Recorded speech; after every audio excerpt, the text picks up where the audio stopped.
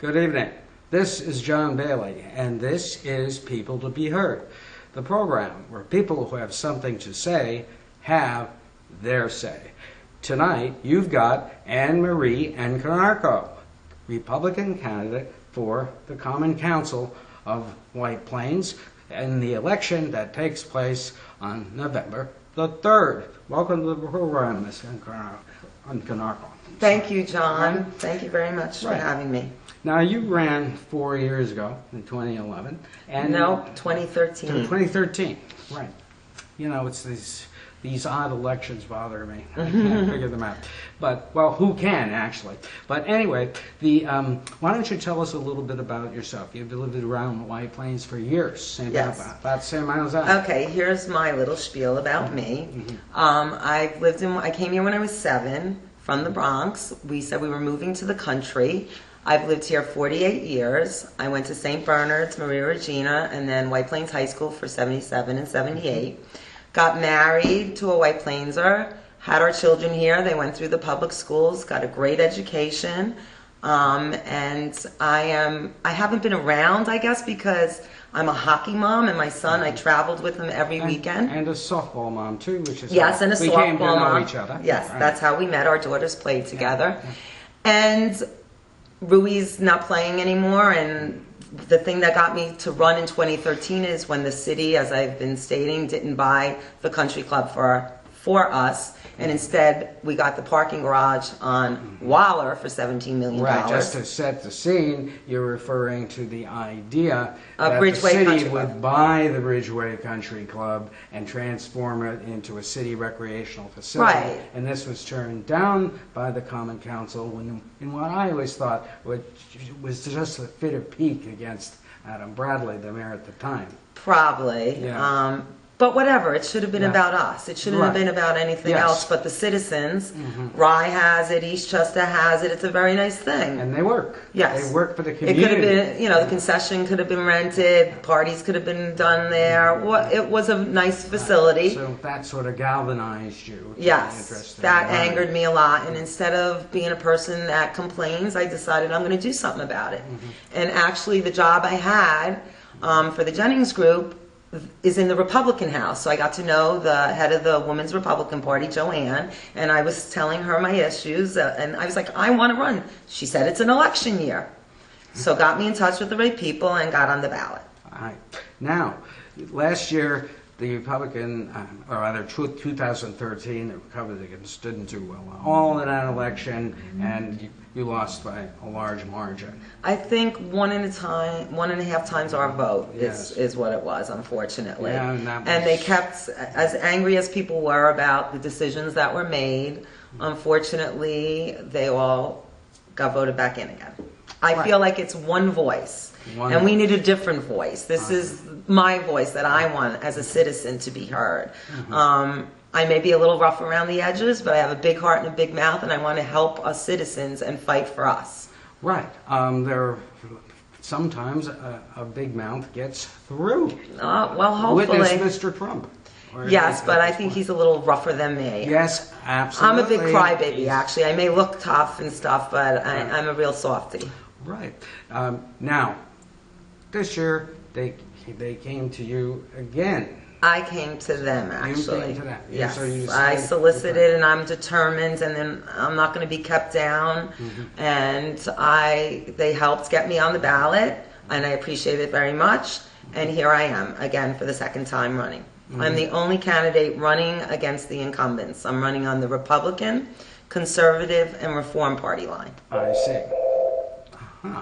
Well, sorry, see, that's the office's phone. Right. You were interviewing Ms. Encarnacao in her offices at Century 21 in White Plains. Schneider, right on Mamaroneck Avenue. Right, where she is a real estate agent. Right. Now, what's interesting in the League of Women Voters, you made reference primarily to the state of real estate in the city. You know, both in the residential sector and in the commercial sector. Right. Could you expand on that? Well, being on Mamaroneck Avenue, I'm down in the city a lot. I go to a gym right above Iron Tomato on Mamaroneck Avenue. And it's really a little disappointing about how our city looks. The sidewalks are filthy. There's over 50 empty storefronts up and down Mamaroneck Avenue and Post 50? Road. Yes, it's a really... And the whole thing is the parking situation. That's what keeps people away from the downtown. Putting the malls in and everything on the outside of towns doesn't provide the foot traffic to downtown that we want and need. Parking needs to be more than an hour. If you're going to dinner, going to lunch, going to the gym, it's an hour. So coming out, you're getting a $25 ticket. And I don't know if anybody knows, so I will alert you to this. There are now lines in front of your parking spaces, and you can't be over. You have to be within those lines, or you get another $25 ticket. Right. It's a vicious little policy. Yes. So these are the things, as a citizen, you're hurting us, the citizens, and you're keeping people away. Real estate, as far as real estate, it's hard to get people that are not from White Plains to come to White Plains. Why is that? Well, because they fear the parking situation and our schools and... They actually tell you that? Clients that Yes, they don't want to shop. They'll go to a mall or go to a different town to shop and stuff. And this is why the downtown is hurting.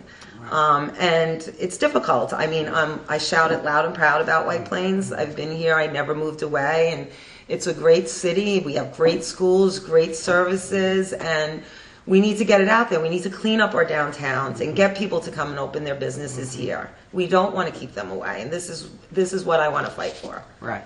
Now, another issue that came up was red light cameras. Yes. What's your opinion on those? You know, it's not about the red light cameras. I don't feel like that's a horrible thing, because if you're not running red lights, it doesn't matter. I'm a little upset about the way people run red lights, especially down at the train station.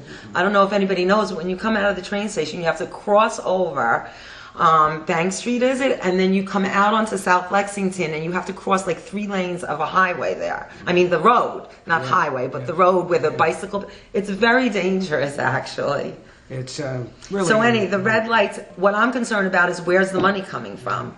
We're short policemen and firemen, and we have money for red light cameras. Why hire the right amount of policemen if we're down men? And depending on the deal the city cuts with the red light camera firm that installs them, we will have to pay them. Right. Why are we paying outside services when if we don't make quotas, if they sign that kind of a deal, we have to pay them more. Yes. So it's not really about, it's about where the money's coming from, where's the money that they're going to collect going to go to, and who's going to service it, why are we paying outside sources. And it would be nice if these were talked about, these issues were talked about in the open by the Common Council, who will be considering them after the election. I thought it was done. I thought they voted to have them already. They voted to have them, but they have not done the actual contract. So Okay. we don't know what the deals are. Like I see. Suffolk County, as we've said on the show, the White Plains Week show, we have pointed out that a number of communities in Suffolk County and around have really paid a lot more than they expected, because lo and behold, people are actually stopping at the red lights, and the revenue isn't where it's at. Right, and well, and the other concern was people, when they see the camera thing, are stopping short, and there's more rear ends. I'd have to look more into that, but that was another concern of people. Now, what would you think about? Do you feel the Common Council really does a lot of work in examining some of these issues that they have? I think, yes, I think they do look into a lot of issues, but they're not looking into our issues as the citizens of the city, of what it looks like, what we experience as a citizen, the taxes we pay, but we still have to want to come to our downtown and not get ticketed. The other issue that I have as a citizen, I'm trying to get a permit to just extend my house a little. Plans went in December. They sent them back 2 or 3 times. Things were addressed. The 3rd time they say I have to go for a variance. If you're putting addition on and it touched an old part of the house, which is my garage, that was built with my house in 1940, that is now new, and it doesn't meet the new setback laws, and it's out of compliance and I had to go for a variance. Yes. So I got passed for that variance in August finally, and now I am still waiting on the permit. It's 10 months. Wow. So Wow. that's something that concerns me and I'd like to look into when I'm on the Common Council. Well, this concerns a lot of people. Yes, it does. Because a lot of variances are really ticky-tacky. They cost you a lot of money to get architect's drawings. Yes, thousands of dollars. The plans have been redrawn like 4 or 5 times. That is looting the populace, basically. And this is me, a citizen, okay? Yeah. It's not a developer who's coming in and putting up, as we have, let's say, in Bank Street's going in, 561 apartments, 6,000 square feet of retail, and only 570 parking spaces. Not even a parking level for the train station that's going to be right there that has a 3-year waiting list on the busiest train station in Westchester. Well, the train station, it's funny you should bring that Yes. up. They're supposedly out of the blue have decided they are going to redo this whole County circular hub we're area. gonna be. County hub we're going to be. Where's the money coming from for that? Well, this is a good question. We're getting $1 million for the From survey. from a green fund. So I don't know. I thought green funds were things for initiatives for green. Yeah. Is the hub going to be green? Well, this is the only money that's been spent so far has been That or will be spent is $800,000, $1 million given the city To the as a consultant. grant after they spend it, and they will get reimbursed by the state. But the question of where the money is going to come from. Right. Is to Metro build North all going to this, help? Is the this county has not going to been help? explored. Yeah. I mean, you know what is really interesting to me, Rick, I hadn't really thought about that. Well, who is going to do Who's this? going to What pay is the for money? it? And where's it coming from? I don't This know. is, that Those much are of an questions area? that It's we millions have and to ask. millions and millions of dollars. Right. And it's also going to encroach on neighborhoods up Church Street, up into the Battle Hill area, and those residents are concerned.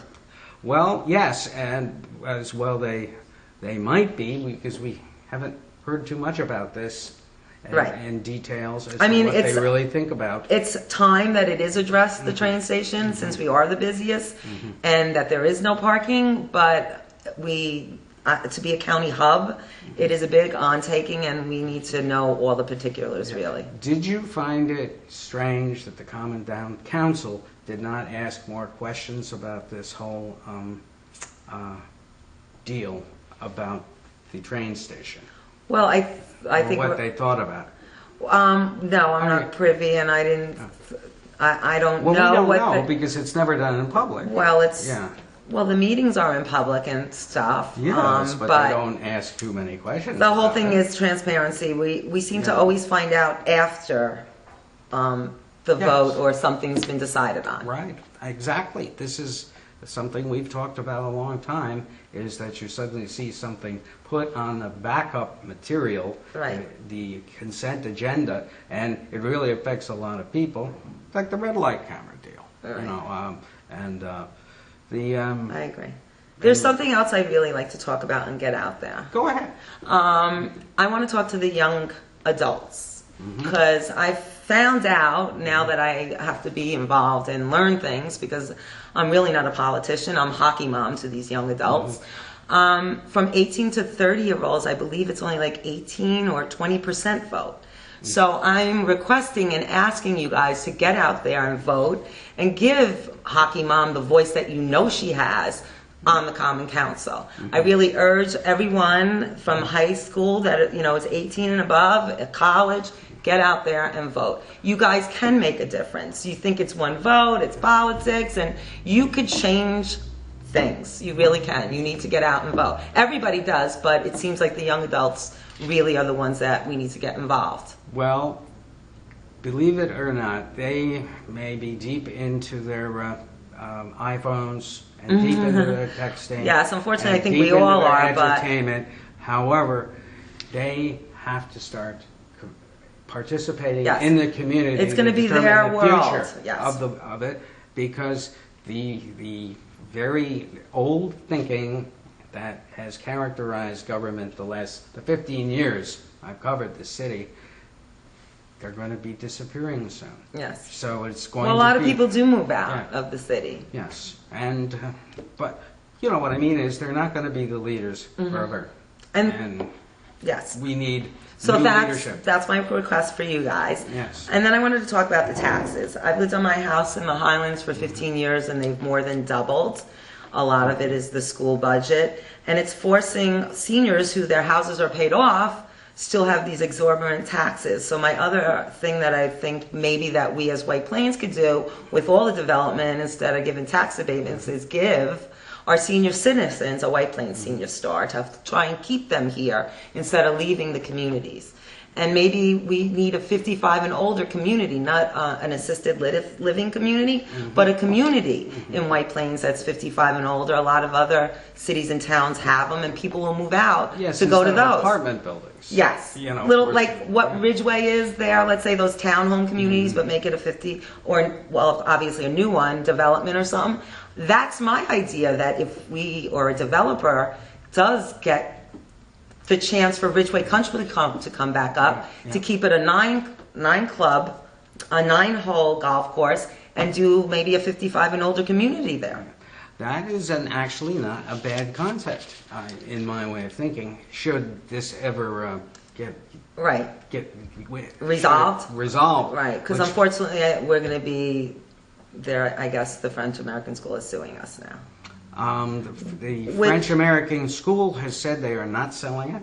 Really? Because I know that there were 2 parties interested after the road passage did not get. Okay, we are talking with AnneMarie Encarnacao, Common Council candidate for the Republican, Conservative, and Reform Party. Reform parties. Boy, we don't hear the word reform too much lately, do we? Right. And there's a lot that needs reforming. Right. So you are running against 3 Common Council persons who have the offices Right, now. the incumbents. And there are 2 open slots, There are 2... 3 seats are up for re-election. 3 seats are up for re-election. And You know what I mean? There's only one. Other choice? Yes. That is the... Right.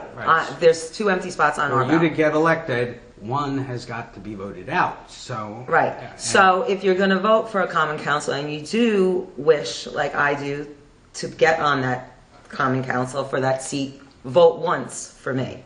Instead of filling all 3 spots, just vote once. Yes. Now, my question to you is, how come the Republican Party has failed to contend vigorously in the last 7 or 8 years? I really can't Since answer the that Valpino because I only administration of the party. got. Sorry, I didn't mean to interrupt. Sure, go ahead. I only got involved 2 years ago, and I guess people don't get involved is what it is. We could have 96 district leaders, and we have 21. District leaders are supposed to go out into their districts, their communities, and talk to the Republicans and stuff. And we need to really get people involved is what it is. We have to put it out there and let people know that we're short 70 district leaders. If you want to be involved, like I instead of complaining, I wanted to do something. I'm running. I've heard a lot of people complain. Do something. Become a district leader. I think we just had the vote, so it's in another 2 years, district leaders can be voted, go out and get petitions. So is the way the Republican Party can reinvent itself in White Plains through vigorous grassroots action, Definitely. getting people to volunteer for district leaders. Now, how do they do that? We have to have events. Fundraisers or something. Yes. Right. Republican Renaissance. There. A You've got rebirth. the name. Right. A rebirth. Republican Renaissance. I'm determined, White Plains. Right.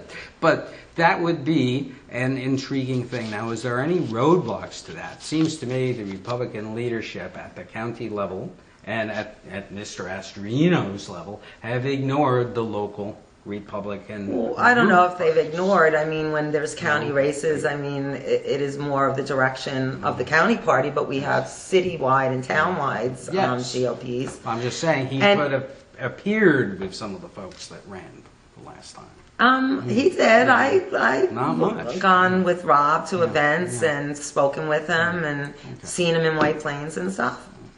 Well, he also could have contributed more money if he contribute any at all. Like he's contributing to. I don't know who you mean and who would contribute. Yeah. It does.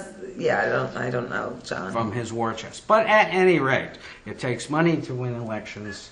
And I don't want to say it takes money, because I think that's what's ruled elections, and that's what's the problem in our government. So why can't it? It's got to be about the person and their values and what they stand for, not the money that you raise that you can get influenced and stuff. I mean, that's the lobbying. We should get rid of lobbying, and it would be a much better and fairer race altogether. Mm-hmm. Now, we talked about the FASNY now. Where do you stand on the FASNY? It's not about FASNY. French American School. The French American School is a wonderful institution. It was about the fact that the club should have been bought for the city and kept 123, open acres the way it is. It's environmentally sensitive. There's flooding, man-made lake. It's a beautiful piece of property. And then think about the citizens who bought $1 million, $2 million homes on a country because they wanted to be on a country club. And then we're going to have a 265,000 square foot building. That's what you want to look out at, and parking lots and fields. So that's the issue for the citizens. It's not about the school. They bought the same piece of property in Mamaroneck. They bought a country club that was environmentally sensitive. In that contract, they put if they didn't get the permit, they weren't going through with the deal. They did not get the permit. They turned around and came to White Plains and bought the same piece of property, environmentally sensitive, needed a special permit, but did not put that clause in. So I feel like if you lost once on it, why are you angry that we don't want it when it's affecting our quality of life? And to give a public road, which thank goodness it didn't pass, to a non-tax-paying entity that we're going to have to pay taxes on, and the response time of our public services would be reduced, fire and police, and that was a very big concern. Right. Now, suppose FASNY prevails, even after any appeals and all, and their damages, how would you...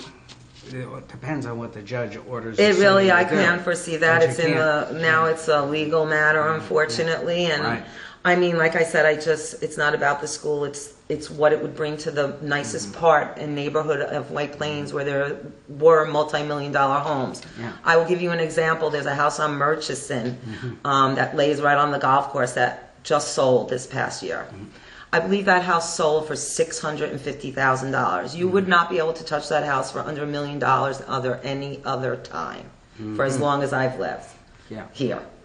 Well, we've been talking with AnneMarie Encarnacao, who's running for the Common Council this Tuesday, November the 3rd.